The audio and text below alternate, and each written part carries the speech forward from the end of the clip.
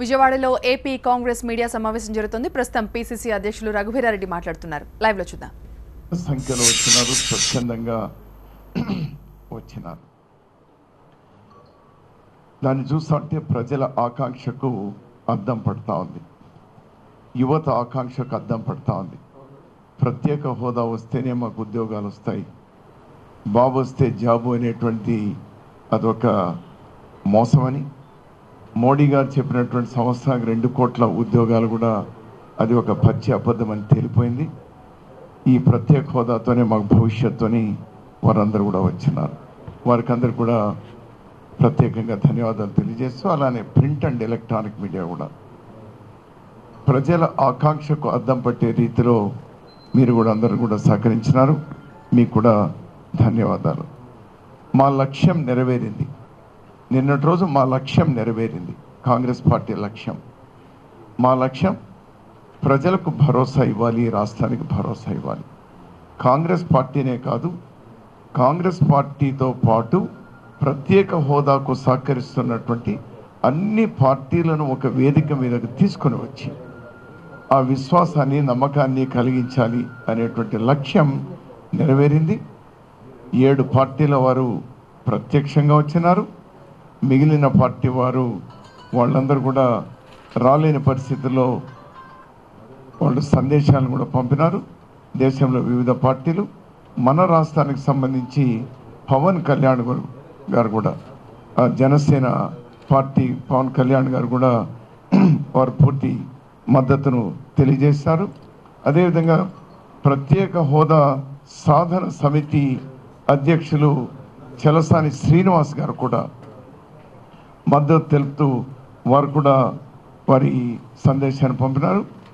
వీళ్ళందరికీ కూడా ధన్యవాదాలు తెలియజేస్తూ, కాంగ్రెస్ పార్టీ ఓపెన్ మైండ్తో ఉన్నాం. ఒక్క తెలుగుదేశం, బీజేపీ మినహాయిస్తే ఏ రాజకీయ పార్టీలు ముందుకొచ్చినా, ఏ ప్రజా సంఘాలు వచ్చినా, విద్యార్థి సంఘాలు, యువజన సంఘాలు, మహిళా సంఘాలు ఎవరు ఈ ప్రత్యేక హోదా సాధన, చట్టంలో ఉన్నటువంటి అంశాల అమలు కోసం, ఆ హామీల అమలు కోసం ఎవరు కలిసి వచ్చినా ముందు తీసుకెళ్ళడానికి తయారుగా ఉన్నాము అని చెప్పడానికి నేను ఆ వేదిక తయారు చేసిన. ఇది దీర్ఘకాలికంగా తప్పకుండా ఈ రాష్ట్రానికి మేలు చేస్తుందని మేము పూర్తిగా విశ్వసిస్తా ఉన్నాం. మేము నిన్న చేపట్టింది ప్రజల మేలు కోసం, ఈ రాష్ట్ర మేలు కోసం ఒక యజ్ఞాన్ని 3 సంవత్సరాలుగా ఒక యజ్ఞంగా భావించి ఈ ప్రత్యేక హోదాకు కాంగ్రెస్ పార్టీ చేస్తున్నటువంటి ప్రయత్నానికి అన్ని పార్టీల మద్దతు, అన్ని సంఘాల మద్దతు, యువత మద్దతు లభిస్తుంది. కానీ తెలుగుదేశం పార్టీ మాత్రం రాక్షసుల్లా అడ్డుపడతా ఉన్నారు. 3 రోజులుగా వాళ్ళ పాత్ర చూస్తూ ఉంటే ముఖ్యమంత్రి గారితో మొదలుకొని దిగువ వరకు చాలా అసహ్యంగా తయారైపోయింది. రాజకీయాల్లో ఇది సరైనది కాదు. నేను కూడా ఈరోజు ఒక పిలుపిస్తాను. ఇక ముఖ్యమంత్రి గారి సభలో పోయి కాన్వాయ్ పోయేటప్పుడు 4 జెండాలు పట్టుకోండి, ఏమవుతుంది మీ బతుకు? ఇదేనా? ఇది అవసరమా? వేదికలు లేవా మీకు మాట్లాడుకోవడానికి? ప్రజాస్వామ్యంలో ఇది సరైనది కాదు. నిన్నటి రోజు వాళ్ళ నాయకులందరూ మాట్లాడుతూ రాహుల్ గాంధీ గారు వాళ్ళందరూ కూడా, రాహుల్ గాంధీ గారు చెప్పినారు, మళ్ళీ ఎప్పుడు నన్ను రమ్మంటావు అని. మళ్ళీ ఎప్పుడు రమ్మంటావు? ఆ పచ్చ జెండాలన్నీ నల్ల జెండాలుగా పూర్తి మారేంత వరకు నేను వస్తూనే ఉంటాను అంటారు. అంటే దాని అర్థమేమి? ఏమైపోతాం? మీ తలకాయలు ఎక్కడ పెట్టుకుంటారు? ఇంకా పచ్చ జెండాలే కనపడ స్థితి వరకు నేను వస్తూనే ఉంటాను, నువ్వు ఎప్పుడు పిలుస్తావు అని అంటా ఉన్నారు. జనం నుంచి వచ్చిందా? చివరికి జనం రాకుండా పోతే, కార్యకర్తలు రాకుండా పోతే, మీ ఎమ్మెల్యేలను, ఎమ్మెల్సీలను వాళ్ళు రోడ్లోకి వస్తే కానీ ఆ నల్ల జెండాలు పట్టుకునేవాడు దిక్కు లేకపోయినారు. మీకు గుర్తుపెట్టుకోండి. మీరు అడ్డుకోమని చెప్పినారు, రావద్దని చెప్పినారు. వేల సంఖ్యలో వచ్చినారు. గ్రామాల్లో అడ్డుపడినారు. పోలీసులు చెప్పి వాహనాలు రాకుండా అడ్డుపడేటువంటి ప్రయత్నం చేస్తారు, ఆగలేదు. అయినా వచ్చినారు. అయినా సగం మంది రాకుండా అడ్డుకున్నారు. అయినా బ్రహ్మాండంగా జరిగింది. చివరికి ఇదో మీ ఎమ్మెల్యే, మీ తెలుగుదేశం పార్టీ ఎమ్మెల్యే, సాక్షాత్తు మీ ఎమ్మెల్యే వెళ్ళి ఫ్లెక్సీలు అతనే స్వయాన ఉండి చించేస్తున్నటువంటిది, అడ్డు తగులుతున్నటువంటిది. మొత్తం 3 చోట్ల నిన్నటి రోజు ఎదురైతే, ఒక చోట ఎమ్మెల్యే, ఒక చోట ఎమ్మెల్సీ, ఇంకో చోట మీ మార్కెట్ కమిటీ చైర్మన్లు. ఏమి కర్మ అంటాను. మీ పిలుపుని ప్రజలు పట్టించుకునే స్థితిలో లేరు ముఖ్యమంత్రి గారు. చివరికి మీ కార్యకర్తలు కూడా లేరు. మీ ఎమ్మెల్యేలు, ఎమ్మెల్సీలు కొంతమంది రౌడీ మూకల్ని తాపించి డబ్బులిచ్చి కిరాయికి తీసుకొని వస్తే కానీ వారికి నల్ల జెండాలు పట్టుకునేటువంటి మానసిక స్థైర్యం కూడా రాలేదు అనేది దయచేసి గుర్తుపెట్టుకోండి. మీరు రావద్దన్న అంత రంజాన్ ఇది ఉంటే వేల మంది ముస్లిం సోదరులు వచ్చి చూస్తే నాకే ఆశ్చర్యం వేసింది. మేమే గౌరవంగా 2 సార్లు ఆ ప్రార్థన జరిగేటప్పుడు మేమే సభను ఆపినాం గౌరవంగా. కానీ వాళ్ళందరూ కూడా అక్కడ వచ్చి ఉన్నారు. ఇది గమనిస్తే వారికి కూడా మంచిది. ఒక్కటి మాత్రం నాకు గుర్తొస్తా ఉంది. డాక్టర్ వైఎస్ రాజశేఖర రెడ్డి గారు ప్రతిపక్ష నాయకుడిగా ఉన్నప్పుడు 2004లో మేము అధికారంలోకి వస్తే ఉచిత విద్యుత్ ఇస్తాము రైతాంగానికి అని కాంగ్రెస్ పార్టీ తరఫున వారు ప్రకటించినారు.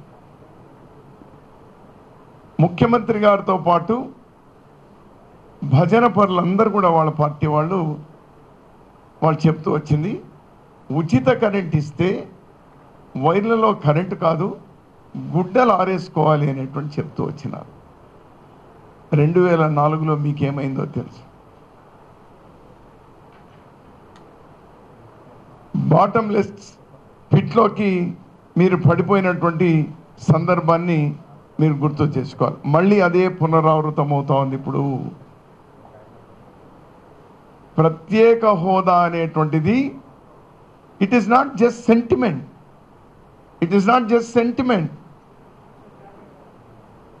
ప్రతి ఒక్కరి హక్కుగా తయారైపోయింది. గుర్తించండి, గమనించండి. ఆ హక్కుగా తయారైన దానికి మీరు అడ్డుపడతా ఉన్నారు. మేము యజ్ఞం చేస్తా ఉంటే మీరు రాక్షసులు అడ్డుపడతా ఉన్నారు. దీనికి మూల్యం చెల్లించుకుంటారు తప్పకుండా. మీరు ఆనాడు 2004లో ఉచిత విద్యుత్ అనే దానిలో మీరు ఎంత దెబ్బతిన్నారో దానికి 4 రెట్లు దెబ్బతినబోతా ఉన్నారు. యువత ఆగ్రహంతో ఉన్నారు. ఈ రాష్ట్రానికి మేలు జరగాలి, ఇప్పటికైనా మార్చుకోండి మీరు. లేదంటే ఇక మీ భవిష్యత్తును రాజకీయాల్లో హత్యలు ఉండవు, ఆత్మహత్యలే ఉంటాయి. ఖచ్చితంగా ఇది మీకు ఆత్మహత్య సదృశ్యం అవుతుంది అని చెప్తూ TDP BJP count down start అయిపోయింది.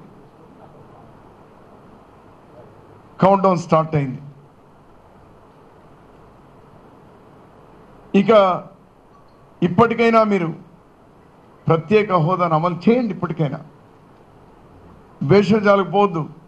ఇది అమలు పరిస్తే కాంగ్రెస్ పార్టీకి మంచి పేరు వస్తుంది అనేటువంటి మీకుంది. పాపం ఆ క్రెడిట్ మీరే తీసుకోండి. మళ్ళీ కావాలంటే వీళ్ళందరినీ పిలిపించి, మీ టీడీపీ బీజేపీ వాళ్ళని పిలిపించి మీకు కావాలంటే సన్మానం కూడా చేపిస్తాం.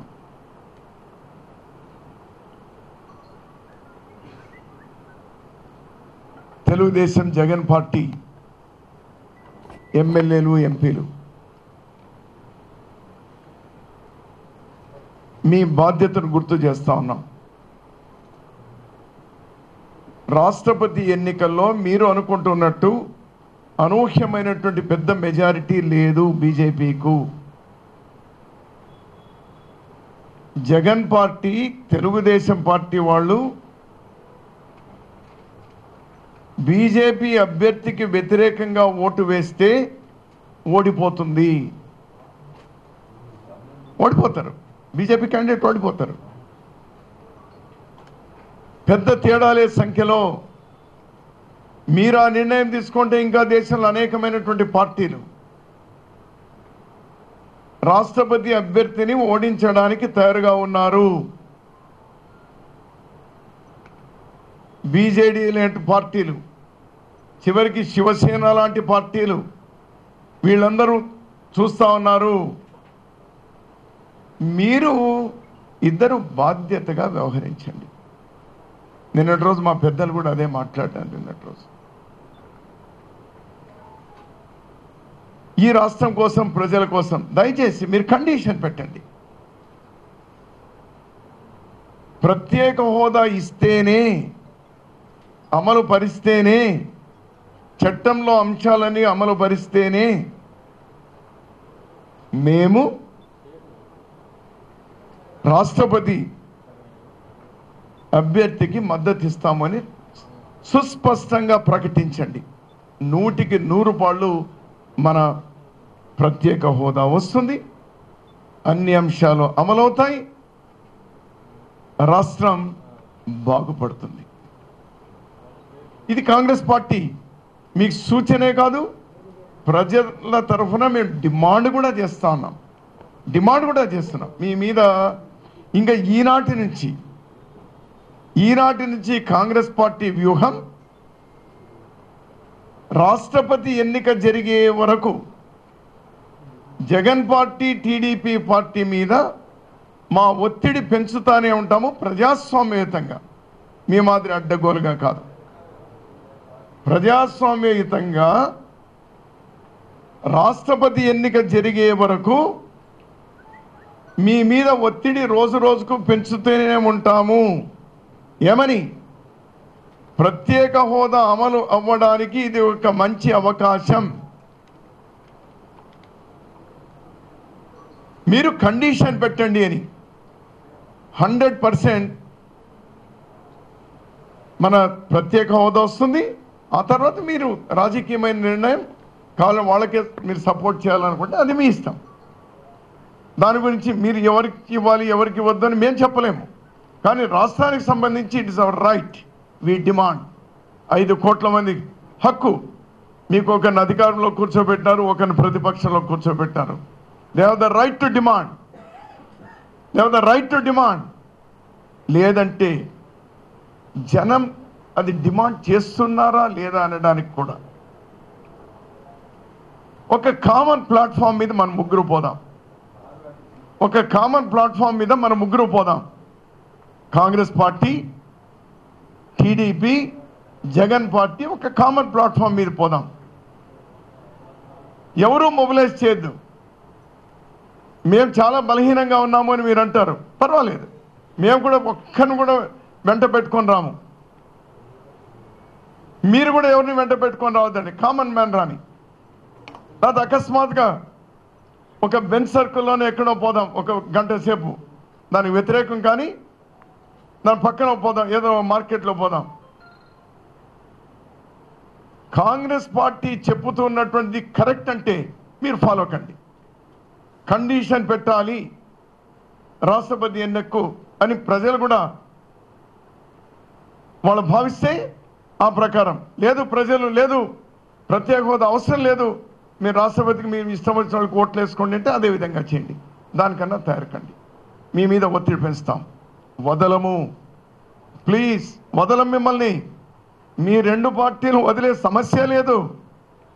ఎందుకంటే ప్రజలు మిమ్మల్ని ఎమ్మెల్యేలుగా, ఎంపీలుగా గెలిపించినారు. సమస్య లేదు. ప్రజా